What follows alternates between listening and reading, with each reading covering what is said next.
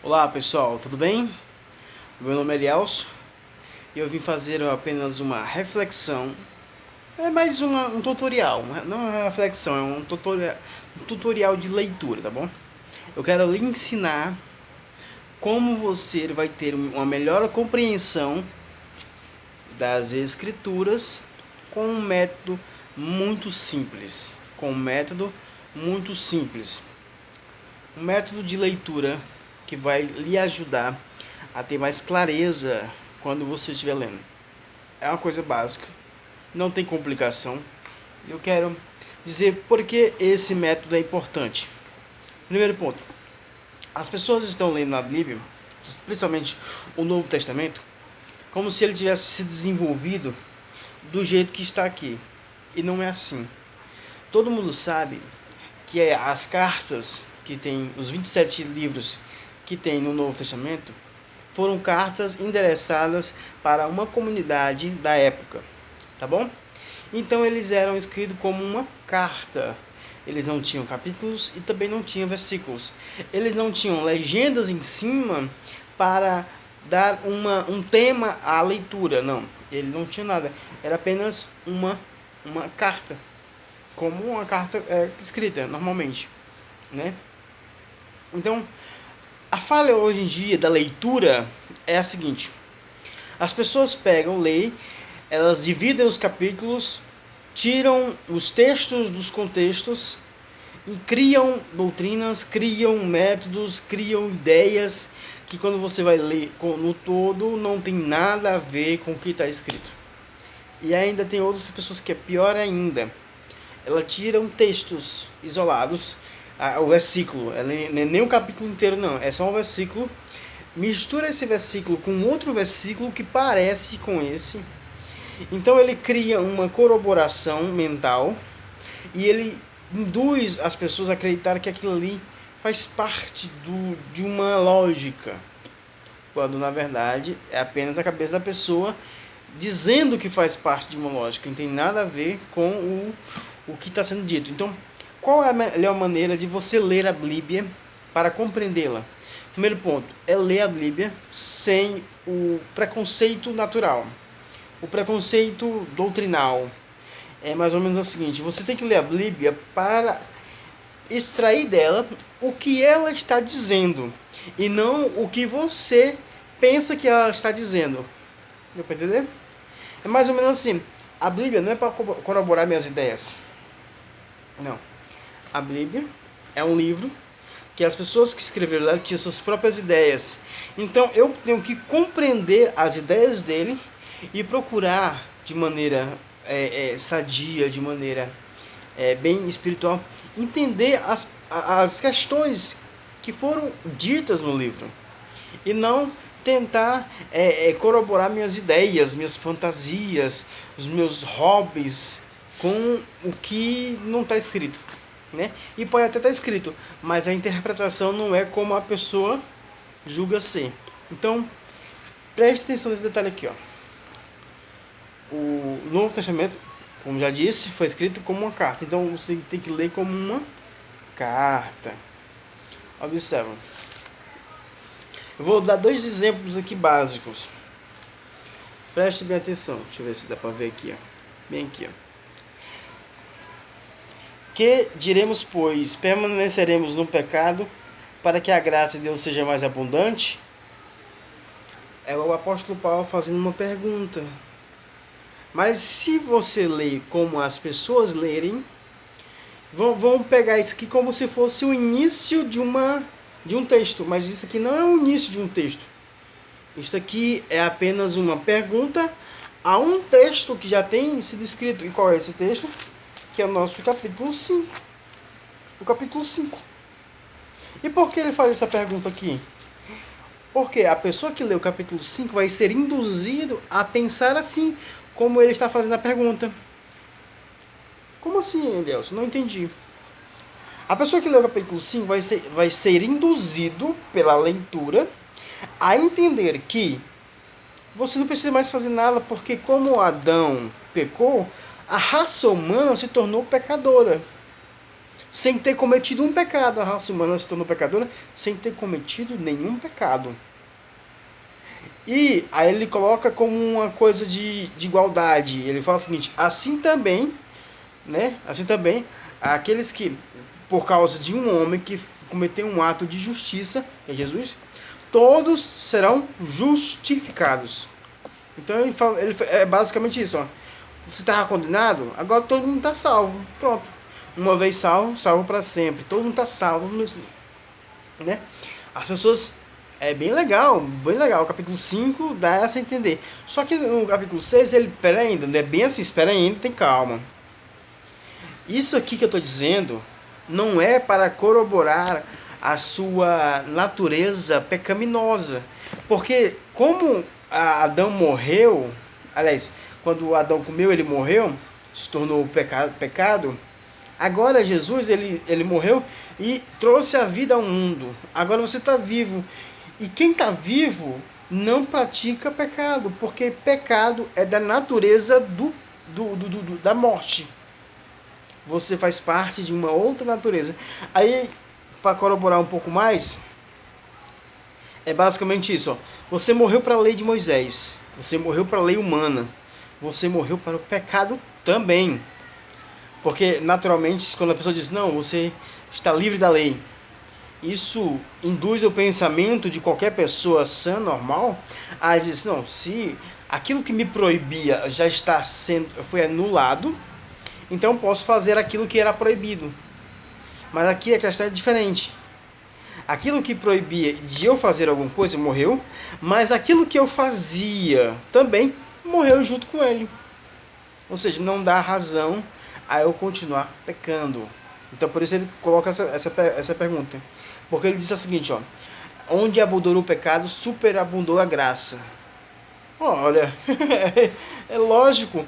Então, se onde há o pecado, superabunda a graça, obviamente que quanto mais eu peco, mais Deus vai ser misericordioso comigo. Quanto mais eu peco, mais a graça de Deus vai vir ao meu encontro. É lógico. Estaria completamente correto.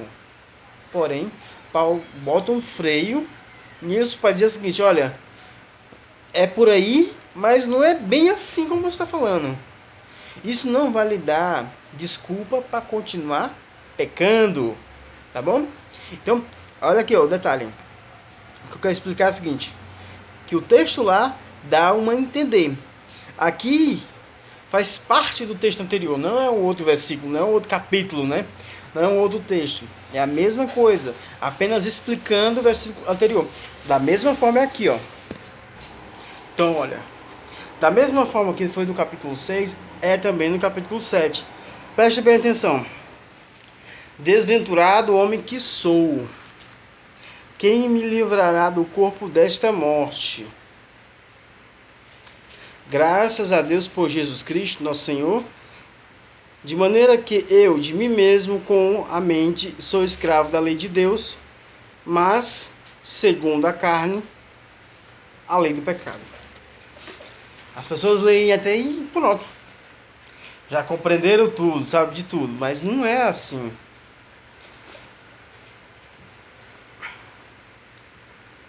Ele está explicando o seguinte, que eu, que fui redimido dos meus pecados, estou salvo. Mas se eu cometer pecado, eu vou para o inferno, eu vou ser condenado? O apóstolo Paulo diz que não. Porque eu tenho aspiração das coisas boas, mas muitas das vezes, mesmo eu tendo a vontade de fazer coisas boas, eu faço coisa ruim. E por isso ele diz, eu, desventurado homem que eu sou, quem me livrará do corpo dessa morte que me induz a fazer o que eu não quero. Aquilo que eu não quero, essa carne, essa natureza adâmica, me força a fazer. É isso que ele está falando, tá bom? É isso que ele está falando. Mas ele fala o seguinte, então, como é que funciona agora o sistema? O sistema mudou. Como é que funciona? Agora, minha mente se delicia das coisas de Deus, minha vontade, cada vez mais eu quero, e eu faço a vontade de Deus. Mas muitas vezes, acontecer de que eu querer fazer a vontade de Deus e a carne puxar para me fazer a coisa errada. Mas isso me vai fazer eu me tornar um pecador, ou uma pessoa condenável? Aí que entra o capítulo 8. O capítulo 8, ele é a corroboração da explicação. Porque aqui ele fala o seguinte, agora, em outras traduções ele fala, portanto. Portanto, é uma indicativa de uma explicação de um texto posterior, né, anterior, tá bom? Então ele fala aqui, agora, pois o quê? Nenhuma condenação há para os que estão em Cristo Jesus. Mas como assim? As pessoas leem, continuam lendo, como se aqui fosse o início de um texto. Aqui não é um início, aqui é uma explicação para corroborar o texto anterior. Ou seja, eu mesmo fazendo as coisas certas e erradas, não importando as equivalentes, sabendo que eu quero fazer o bem e às vezes eu faço o mal, como foi quando se lê o texto do capítulo 7, ele fala isso. Mas ele no capítulo 7 diz o seguinte, olha, mas isso não se preocupe, meu irmão, não se preocupe. Nenhuma condenação há para aqueles que estão em Cristo Jesus, que não andam segundo os homens, segundo a carne, ou seja, segundo a lei de Moisés, segundo as coisas humanas, mas segundo o Espírito, segundo a natureza de Deus, segundo o novo homem que ressuscitou dos mortos, né? Então, perceba bem, muda totalmente o entendimento, muda totalmente a forma de você enxergar as Escrituras. É apenas um detalhe. Você lê o texto como o texto está sendo dito, sem impor a ele uma interpretação. Não coloque a sua interpretação no texto, não ponha. Né? Você vai acrescentar algo que possa ser, talvez não seja o que ele tem a dizer.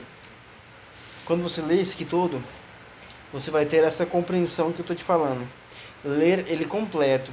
Para mim compreender isso aqui, foi difícil. Eu li esse texto aqui mais ou menos umas 10 vezes. Não só o texto aqui, mas o livro de Romanos. Eu li, reli, escrevi as ideias que iam passando pela cabeça. Depois eu fui linkar lá onde Paulo tirou as ideias. De onde Paulo tirou essas ideias aqui, aí fui no Velho Testamento, peguei, pincelei, olhei, olha aqui, tá tirando daqui, para poder formar uma opinião. Formar uma opinião de onde Paulo tira as suas conclusões. Então hoje eu tenho uma conclusão do que Paulo pensa. Diferente de antigamente, que eu achava que Paulo pensava de uma forma, e quando eu comecei a ler ele, comecei a perceber que ele não pensa do jeito que eu pensava que ele pensava. Né? Ele não pensa do jeito que eu pensava que ele pensava. Ele pensa totalmente diferente. Ele tem um pensamento muito, vamos dizer assim, estranho, principalmente para sua época. Para hoje pode ser até que não tão estranho, mas para sua época era extraordinário. Extraordinário. Né? Então, é isso que eu quero deixar só esses dois textos aqui, para você entender.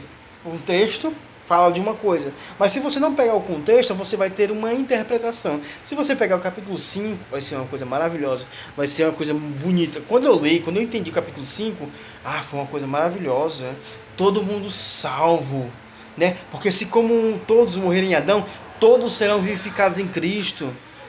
E onde abundou o pecado, superabundou a graça. E a morte é muito inferior ao poder da ressurreição de Cristo. Essas coisas eram maravilhosas, enchiam meu coração. Maravilhoso, maravilhoso, maravilhoso, muito bom. Porém, quando você chega no capítulo 6, ele, peraí, calma aí.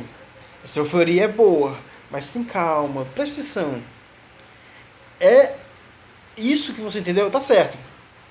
Mas você precisa entender isso daqui, para você não tropeçar no resto. Isso aqui é a chave. A chave do castelo está aqui. Nesse pequeno texto. O capítulo 6 explica o capítulo 5. O capítulo 8 explica o capítulo 7. O capítulo 9, ele já distende, já vai para um outro caminho. Mas ele mesmo assim, ele corrobora com o todo, né? Alguns querem dividir o capítulo 9 dos textos, né? Alguns nem querem aceitar o capítulo 9, como fala de predestinação e outras coisas mais. Alguns querem isolar ele. Mas tudo corrobora. O que você tem que fazer não é anular os textos, né? Anular o pensamento dele, do apóstolo Paulo. É tentar compreender a razão por que ele pensava do jeito que ele pensava. Por que ele pensava desse jeito? Era a inspiração de Deus. As pessoas chegam a falar essas coisas, né? Tudo bem. Mas o apóstolo Paulo, ele mesmo diz: eu e Apolo nos propusemos a nunca ir além do que estava escrito. Então, todo aquilo que Paulo fala como interpretação, como inspiração, não importa. Tem como pano de fundo o Velho Testamento. Tem como pano de fundo o Velho Testamento. E se não encontra no Velho Testamento, né, tem uma compreensão maior. Por exemplo, vou colocar só um detalhe aqui, só um exemplo. Nós temos casa de Deus. Paulo disse que não dava interpretações além do que estava escrito. Eles não iam além do que estava escrito. Aí eu me propus a ler ele e não entendi de onde Paulo tirou essa ideia do Velho Testamento. Que se nós somos casa de Deus, Paulo deveria ter tirado isso de algum lugar. Mas quando você vê o Velho Testamento, você não entende que ele está falando disso. Porque lá a escritura não se fala de um homem, como o caso disso. Fala do santuário, de Salomão, os templos que foram construídos. Não do ser humano. Mas aqui que mora o detalhe. Porque quando Jesus chega em Jesus, Jesus disse: derruba esse templo e em 3 dias o colocarei de pé. Então, quando Paulo recebeu essa informação de que Jesus se diz ser um templo, um santuário, então ele deu aquele estalo na mente dele. Porque todos os textos falam que Deus não habita em templos feitos por mãos humanas. Os céus dos céus não podem conter Deus. Como é que pode ele vir morar numa casa? Então aí entra uma interpretação radical. Esse novo homem, ele é capaz, esse novo homem, não é o homem antigo, esse novo homem é capaz de suportar Deus dentro dele. Entendeu? Então é isso que você vai ter, quando você vai lendo e relendo, você vai compreendendo.